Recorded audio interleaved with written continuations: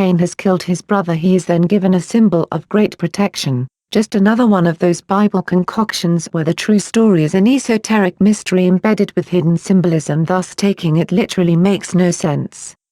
They do so much of this in the Bible, it's a wonder the book is legible at this point. Generally the member is trained heavily in blind faith to counteract the feelings which occur when continuously uncovering inconstancies. Enoch, son of Cain, who wrote more literature relating to the fall for a profound reason, noted that this was the double cross. This cross was used in Gnosticism taught in Gnosis, Crete. What is also odd is according to the Bible at this point only 4 people have been created, one of which is dead. So Adam and Eve and Cain are the only people spoke of. Here is the scripture, Genesis chapter 4:16-17, and Jehovah set up a sign for Cain in order that anyone finding him would not strike him. With that Cain went away from the face of Jehovah and took up residence in Nod, a land of fugitiveness to the east of Eden. Afterward Cain had intercourse with his wife and she became pregnant and gave birth to Enoch. Then he engaged in building a city and called the city's name by the name of his son Enoch.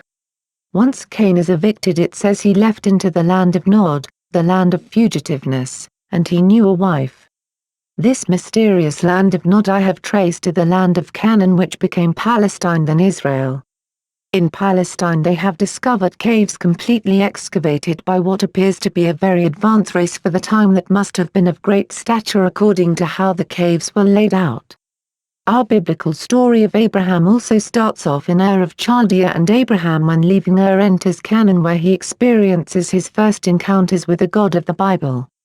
This is also the reason the children of Israel deemed Canaan the land that was promised to them through the covenants made with Abraham by Jehovah that had to be fulfilled. Beside the Bible's report, the record reflects that after the destruction of Atlantis, the few that survived set out on ships.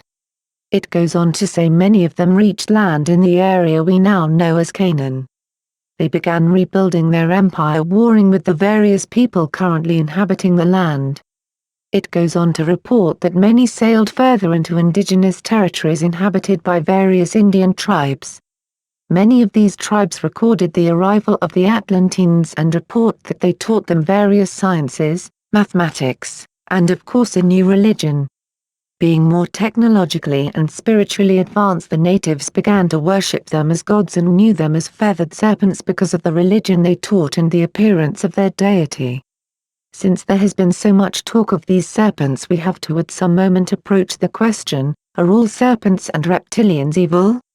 I can only answer this as, are all men evil? What follows, 108 PAGE. Now is perspective, think of this.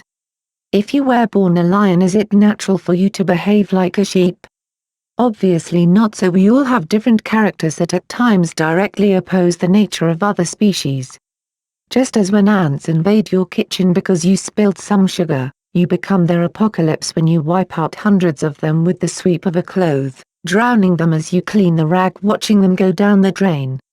Many would say this is different, they are not sentient. We would say all things that move are endowed with a divine spark, and if you could split it, it will create an explosion such as you have never seen. This was done so you could marvel at the creation and then reflect back upon the Creator. I tell you the truth, there are high life forms that still call Earth home, they are interwoven in its fabric, and to separate from it would be spiritual death to them.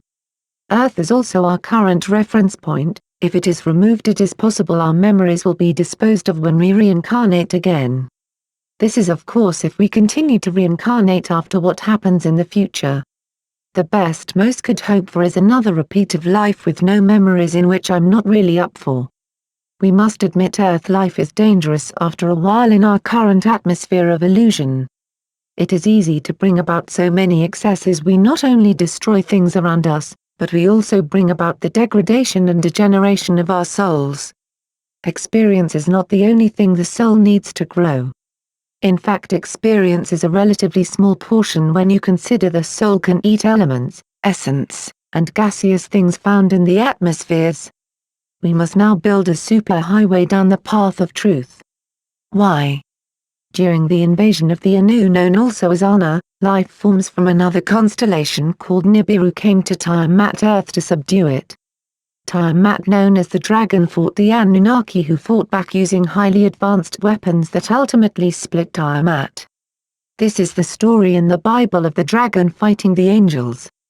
Many of our religions are Anunnaki propaganda. Their main interest was our natural elements, especially the spirit of man and woman, termed the gold. Several situations ensued amongst these beings, even a mutiny amongst themselves.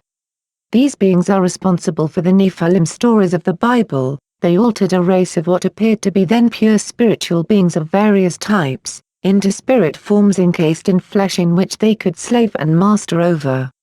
There was said to be a few amongst them that did not like the way humans were being abused, and thus they began to teach their favorites the ways of enhancing their bodies by linking them to their spirit to become as powerful as the Anunnaki, if not even more powerful, since we had the spirit element in us given by the Most High.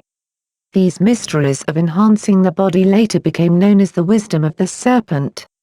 The correct term would be the wisdom of the spirit, who many relate to the serpent because of its spiraling movement and fiery nature. As things began to intensify, word got back to Anu, the leader of the Anunnaki, about the humans and their new abilities. Anu sent Marduk in a ship, which is Planet X, to handle Tiamat, called the Great Serpent, and her offspring, the humans, once and for all. This ship, the size of a planet similar, 109 PAGE, to George Lucas's Death Star, entered orbit around our Sun as the 12th planet in the 10th position from the Sun, hence its name Planet X. This marked the last crossing of Nibiru. Marduk used a weapon known in the tablets as a net, called also the Net of Indra. This is some type of atmospheric net that keeps souls trapped on Earth, Tiamat, not allowing them to continue their evolution. Marduk, who is Ra, set up the pyramid systems which I explained above as the first matrix. Ra then became ruler of the underworld, which is the place where souls go when they remain trapped in the net but have expired their current physical body, thus they are waiting on a new one. This is reincarnation, a curse. You can clearly see the Egyptian god Anubis serves Anu and is one of them. The Queen of England, who is the ruler of this world, has instilled the worship of Ra, Anubis, and the rest of the Anunnaki pantheism under various Sumerian, Egyptian, and Hebraic guises. This is why religion is now so limited except for the few who become high initiates. It is them their duty to continue to suppress us. They are doing this at the bidding of their god Anu, who they say is returning with Planet X by 2012. There are many more in high places who also serve Ra, such as the Arabs in Dubai.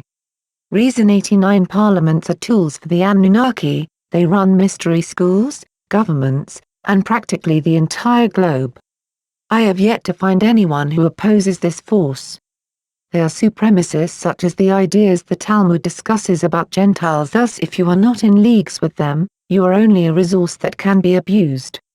Christianity was hatched to seem as if it opposed all of this, however it was just another plan to keep humans powerless, thus continuing to stall anyone from activating by denying them information of chakras.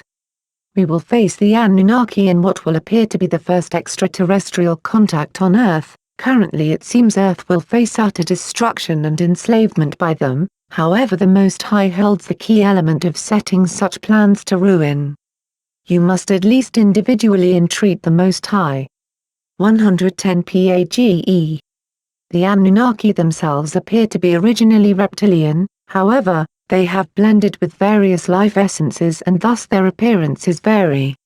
In addition, the Anunnaki themselves seldom interact with humans directly. They use their underlings who are humans infused with Anunnaki genes, and in that state they are wholly indebted to the Anunnaki and are controlled by them through a mentally collective cellular connection. Other names of the Anunnaki and their offspring are Anakim. This is why Anakin Skywalker is Darth Vader in the Star Wars series. They are the Celtic to all the Danaan sons, Dan or the Danu. They are offspring and servants of Sumerian each. Pronounced Elia. This is why the new name for our planet is Arth. 3 wise men came from the Ast, and the major Christian celebration is called Easter. They are the Sumerian El, Akkadian Ilu, Babylonian Elu, and English Elf, called by their worshippers the Shining Ones, or is it Sinning Ones? They altered man, a downgrade, calling them Lulu, meaning mixed one, and Adepa, model man, who the Hebrews call Adam,